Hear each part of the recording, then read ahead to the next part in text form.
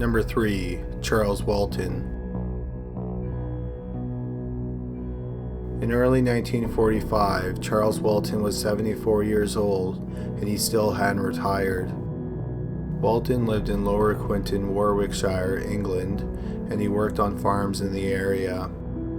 Walton was a loner who lived in the village for his entire life. The other villagers didn't dislike him, but they did think he was eccentric. He was known around the village for his ability to control and talk to animals. Supposedly, he could tame wild dogs with his voice and get birds to eat out of his hand. Some people in the small village even suspected that he was a warlock. Walton always seemed to have money, despite being a farm laborer for most of his life. Some villagers thought that he made his money from people paying him to cast spells. Sometimes, when crops in the area failed, a handful of people thought that Walton caused it. On Valentine's Day 1974, Walton left the cottage that he shared with his 33-year-old niece. Walton had adopted his niece 30 years earlier after her mother died. On that day, Walton left the cottage with a billhook, a pitchfork, and his walking stick to go work on a hedge on Meon Hill. That evening, his niece returned home after work and found that Walton hadn't returned home. She became worried, so she got a neighbor and Walton's employer to go with her to Meon Hill. When they got there, they found the 74-year-old lying dead on the ground. His death was anything but natural. He had been struck several times in the head, most likely with his walking stick. His throat had been cut with the billhook, which was still in his neck. The pitchfork was driven through his neck, pinning him to the ground. Supposedly, a cross had been cut into his chest. Scotland Yard was called in, and they tried to interview people in the small village that was home to less than 1,000 people, but no one would talk to them. The lead investigator, Robert Fabian, learned about a book that Walton owned called Folklore, Old Customs, and Superstitions in Shakespeare Land. It was written by a reverend who lived 95 miles away from Lower Quinton. In the book, there is a story from 1885 about a young man who encounters a black dog on 9 consecutive nights. On the 9th night, he sees a woman in a black dress with the dog. She runs past the young man and disappears into the night. After the experience with the woman, the boy learns that his sister has died. The boy's name was Charles Walton.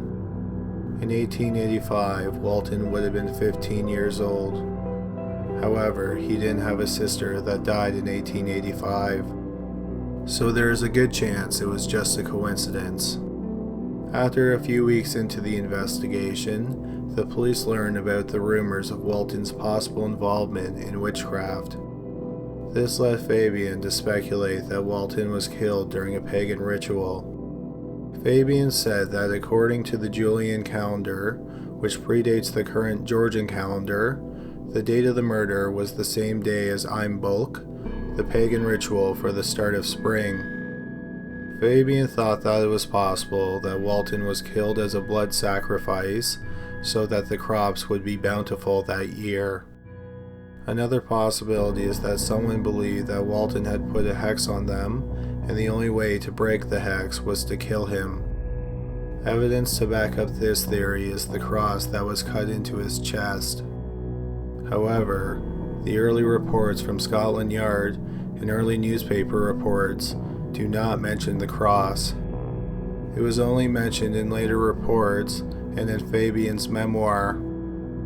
During the investigation, the more Fabian looked into the area, the more strange stories he heard.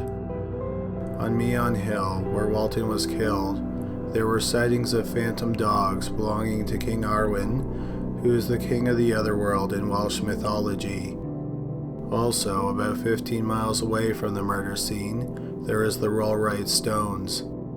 The Rollright Stones are 3 megalithic monuments that were constructed in the Neolithic and Bronze Ages.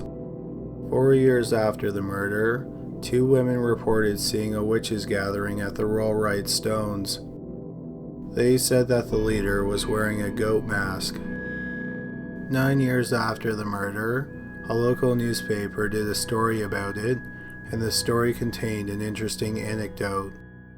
75 years before the murder, on September 15, 1875, a woman named Ann Tennant left her home in nearby Long Compton to do some shopping. On her way home, she came across some men who were heading home after working on a farm. Suddenly, one of the men, James Haywood, attacked Tennant with a pitchfork. He managed to stab her twice before Haywood was restrained. She died later that night. Haywood was arrested and he was asked why he attacked Tennant. He said it was because she was a witch. He said that there were 16 witches in the area and he was going to kill them all. The article also said that Tennant was related to Walton. Their exact relationship wasn't made clear, but it alluded to the possibility that she could have been his great-grandmother. Haywood was found not guilty by reason of insanity, and he was committed to an asylum. As for Charles Walton's murder, there was only one suspect in the case. It was Walton's employer, Alfred Potter. He had 2 stains on his pants that looked like blood, but his pants weren't covered in blood, as if he had just brutally murdered someone. His wife said that he was at home eating lunch when the murder happened. Potter was never charged, and eventually he was dropped as a suspect. Over 72 years later, who killed Charles Walton and why they killed him is still a mystery. Number 2. Lilly Lindestrom. Lilly Lindestrom was a 32-year-old divorcee living in Stockholm, Sweden in the 1930s. She lived in a small apartment and made her living as a prostitute. On the night of May 1st, 1932, she was last seen alive by a neighbor.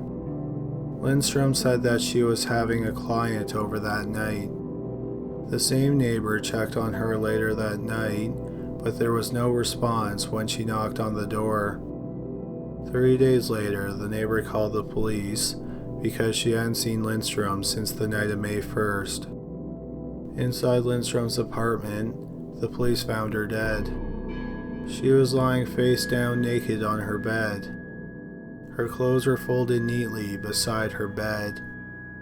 She was killed by 3 blows to the head, most likely with a wooden club. Her neck and her body were covered in saliva. The most disturbing aspect of the crime is that it appeared that most, if not all the blood from her body was drained. Near the body there was a bloody gravy ladle. The police quickly surmised that the ladle was used to drain and drink Lindstrom's blood. Lindstrom's neighbor heard the voice of her last customer over the phone. She said that she didn't recognize the voice, but said the man was polite and sober. The media labeled the unknown man the Atlas Vampire.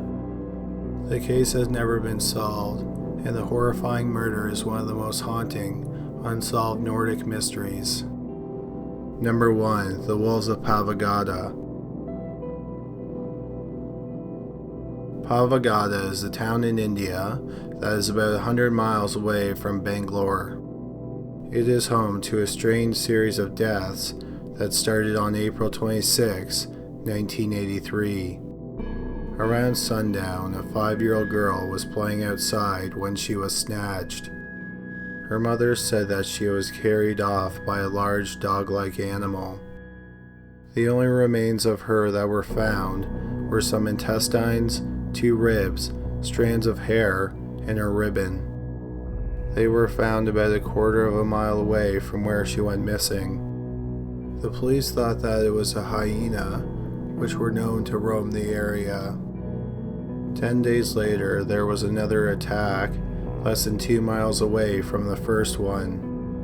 A mother was bit when she fended off what she described as a big dog that was trying to snatch her daughter. An hour later, just over a mile away, a 9-month-old baby who was sleeping beside her mother was snatched. While searching the forest for her grandfather saw a striped animal that looked like a donkey. He said it spotted him and ran deep into the forest. No trace of the girl was ever found. A week later, a 2-year-old girl went missing while sleeping beside her parents. The bangles and the jasmine flowers that she was wearing were found the next day. Her right leg was also found. It looked like it had been neatly severed. 8 days later, another girl was killed. She was 3 years old and she was sleeping beside her mother. At this point, the people in and around Pavagada were in a panic. In response to the panic, 2 hyenas were killed and their deaths were well publicized. After a few weeks and no one was killed, the people started to breathe a little bit easier. Then, 2 months after the last attack, on the night of July 26th, a woman was sleeping beside her husband, their 2 sons, and their 3-year-old daughter. She was awoken by the scream of her daughter. She searched for her daughter, but she was no longer sleeping beside her. When the girl was taken, 3 dogs were sleeping with the family, and they didn't stir. The townspeople looked for the young girl, and they found some remains about 100 yards from where she was sleeping. The remains included some of her intestines and her skull. Police dogs were brought to the scene, and they led the police to a walled-off cave, but it gave no clue as to who or what killed the girl. Over the next 2 months, 2 more children either disappeared or were killed in the area. As the deaths piled up, people started to question if a hyena or a wolf was actually responsible, or if a person or a group of people were the ones killing the children. There is some compelling evidence that at least some of the deaths were caused by some type of animal. The first is that several people saw or were attacked by a large dog-like animal. Animal paw prints were also found at several scenes, but there are a few reasons to suspect that a human may be responsible. The first is that all the victims were girls who were under the age of 5. Another commonality that the victims shared is that all the girls were the only daughter in their family.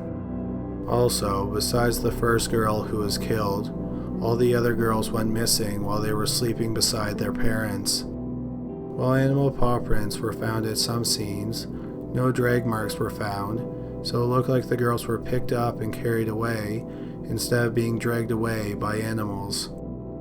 Hyenas don't attack their prey like that. They are scavengers, so they wouldn't risk going into a human habitat to pick up a girl and carry her away. This would also be very abnormal behavior for wolves. The remains that were found also possibly indicate that the girls weren't killed by an animal. The third girl who went missing's leg was found neatly cut and not bitten off by an animal. The skull of the last victim was found, which suggests it wasn't a hyena that killed her. Hyenas wouldn't have left the skull because they eat bones and brain matter. The last piece of evidence that suggests the killer is human is the most compelling. One of the girl's fathers tried to run after his daughter into the forest, and he was hit with rocks that were thrown at him. One theory is that the girls were killed by tantrics as a sacrifice to the goddess Kali. People in the area were afraid of the tantrics and black magic. They were so afraid that the police had a hard time interviewing people because they feared retaliation from the tantrics. But there are several problems with that theory. The first is that it would have been easier to kidnap the children during the day than to creep up on their sleeping families.